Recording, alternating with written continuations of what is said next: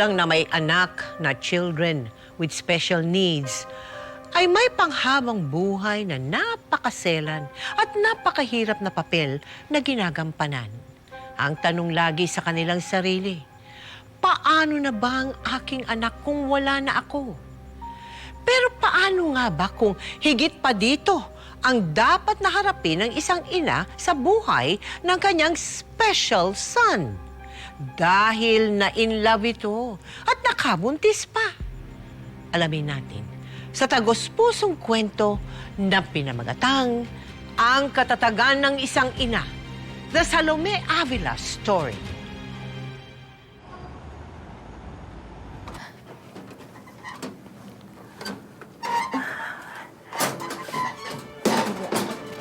Maupo ka muna dito.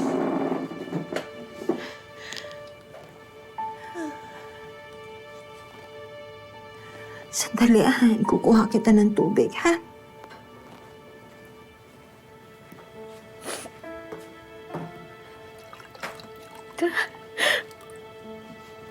Paano na ako, Ma? Paano na ako ngayon na wala ka? Pero kabubuhayin yung anak natin nang wala ka.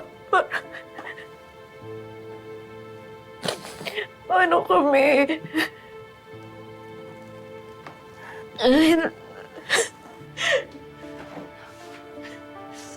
Nay!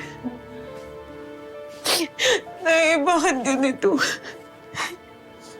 Hindi ba ako nakakanak na kaganto na yung buhay ko?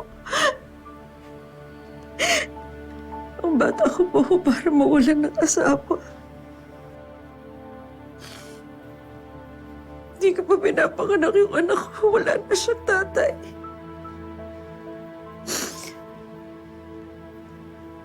Masama ko ba akong tao? Ito ba yung karma ko? Hindi. Wala kang kasalanan, wala ka ring pagkukulang. Kailangan mong magpakatatag para sa anak mo. Ang magulang, lumalaban para sa kanyang anak. Lalo na ang isang ina.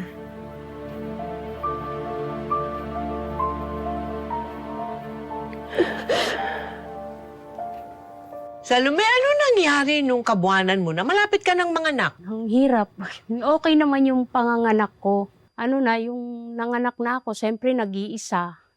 Hindi ko na alam ang gagawin ko. Kamadrona lang po. Oo, kumadrona na. Nanganak ako. Ilang taon na si JR nung nakitaan mo siya ng sintomas? Mga 2 buwan po. Bakit? Anong nakita mo sa kanya nung 2 buwan na siya? Nagbapadyak, ano sa sarili. Lagi niyang sinasaktan. Tapos pag hindi maibigay ang gusto, yun, wawala. Nay, David! Lamig talaga. Upo ka na lang muna. Upo ka na lang muna. Halika na. Sige, upo na dahil mababasa ang ano. Ayan. Nanay! Pag nagka-pipi po ako, tulungan niyo rin po ako magpaligo,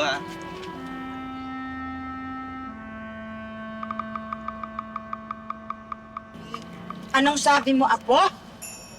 Ano? Anak, pag-aaral muna unahin mo. Anong baby-baby ka dyan? Ano naman natutunan yan? Kasi po, Nay, yun po yung sabi ng classmate ko Pwede ba? Huwag mo munang isipin yan. Pag-aaral mo muna ang isipin mo. Ano ba naman to, anak? Bakit, Nay? Kasi, nak, mahirap ang buhay. Yun. Ha? Mahirap ang buhay. Saka, alam mo naman, di ba, alam mo naman yung kondisyon mo eh. Kaya, huwag mo munang iniisip yan, ha? Bakit po, okay naman po ako. Oo nga, anak. Pero, basta pag-aaral muna, umupo ka na muna para matapos na natin to. Ha? Huwag na muna yung pinag-uusapan yung ganyan. Ay, nabigat. Matatapos na. Tingnan mo.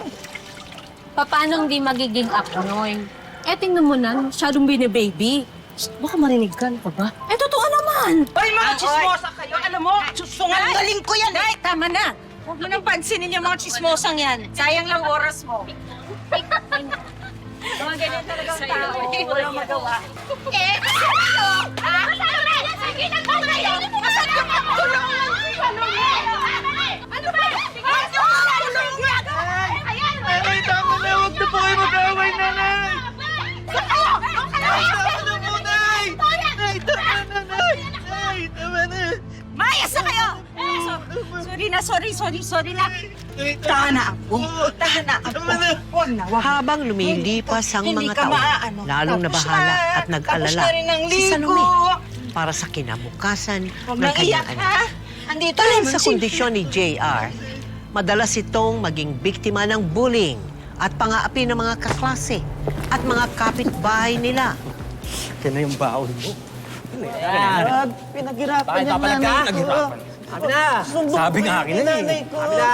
Nagmamatigas ka pa. Nagmamatigas ka pa. Susumbo ko kayo sa nanay ko. Hindi magsumbong ka. Pagbuhulin ko pa kayo ng nanay mo eh. Batmax.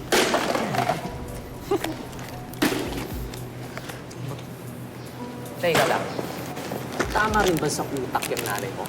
Sino kayo mas baliw sa inyong dalawa? Ha? O pares lang silang baliw nun.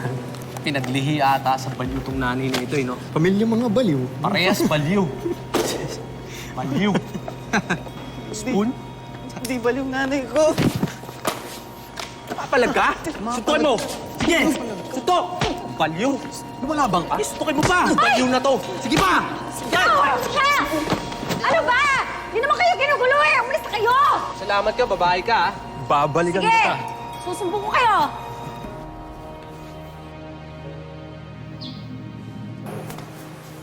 Wala.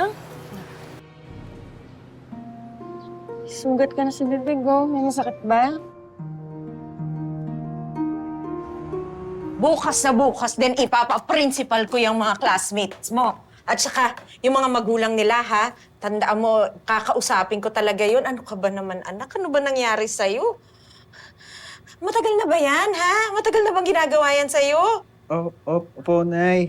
Eh, bakit hindi mo naman sinasabi sa akin? Kasi po, magagalit kayo. Anak, talaga naman magagalit ako. Lalong-lalo na pag ginawa nila yan sa'yo. Anak ha, sa susunod, pag ginawa nila sa'yo yan, pag binuli ka nila ulit, sabihin mo naman kay nanay, ha? Opo, nay. Eto, bumili ako ng merienda. Ang init sa labas, parang uulan. Ano naman to, anak? Ako mo, oh. Kain ka na. Kain ka. Salamat po. Ay, ano pangalan mo? Judith po, Lola. Sige, Judith. Maraming salamat at tinulungan mo ang apo ko, ha? Taga saan ka nga pala? Sa kabilang barangay po. Doon ako nakatira. Malapit lang po dito. Salamat uli, ha? Oo nga. Judith, salamat ha. Pero may pakiusap sana ako eh. Kung sakaling may mambubuli ulit sa anak ko, pwede bang direkta mo nang sabihin sa akin? Opo, tita. JR, may naisip ako para di ka nala i-bully. Ano yun? Simula bukas, sabay na tayo pumasok sa school. Sabay! Sabay! Sabay! Yay! Sabay! Sabay tayo papasok. Thank you, classmate! Thank you! Thank you! Naku, anak. Umupo ka muna. Ay, dito. Okay na po. Ha? Sa buong buhay ni JR, ngayon lang siya nagkaroon ng isang tagapagtanggol. At isa itong babae. Lubos ang kanyang pasasalamat kay Judith. Bagay na sinuklian naman ni Judith ng sinserong pakikipagkaibigan. Ni minsan hindi niya hinusgahan si JR sa kondisyon nito. Nak! JR, saan ka pa nagpupunta? Akala ka gagawa tayo ng assignment. May ibibigay ako sa'yo. Andali, Nay. Salamat! JR! Tingnan mo si Jack. Ngayon ko lang nakitang sumayaw yan ng ganyang kasaya. Tinatana ang apo. Marunong naman ligaw. Galing mo sumayaw, ah. Sabi mga ako, sige. Bala ko nga po sabi.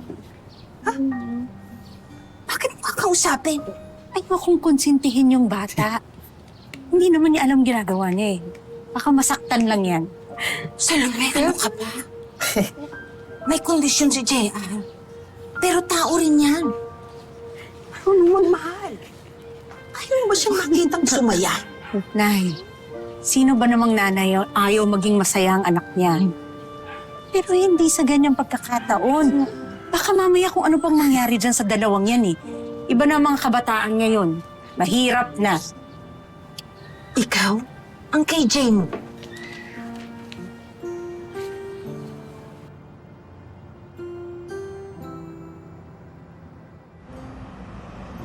Jeremy, merienda na tayo!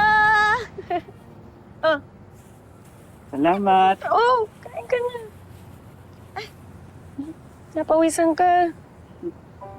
Judith, wag mo nang punasan pawis ko. Pauwi naman na tayo. Ba, ako nagpupunas ng pawis mo. Ang arte mo naman! At baka magkasakit ka. Pagalitan pa ako ni tita. Ano, basang-basa ka, oh. Ika dito. Yan.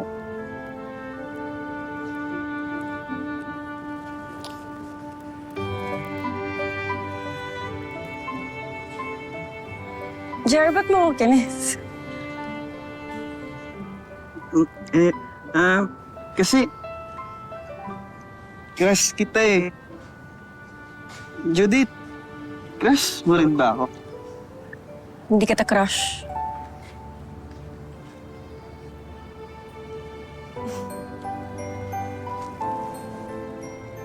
Kasi love kita. Talaga? Love mo ako? Ibig sabihin ba nun, girlfriend na kita? Oo. At ikaw ang boyfriend ko. Uy! Uy, yung pagkain! Uy! Uy! Uy! Masasaktan ka! Uy, baka mahulog ka! Uy, uy! Ito ka lang! Judith, Napuwasan ko. pwede isa pa. Isa pang ano?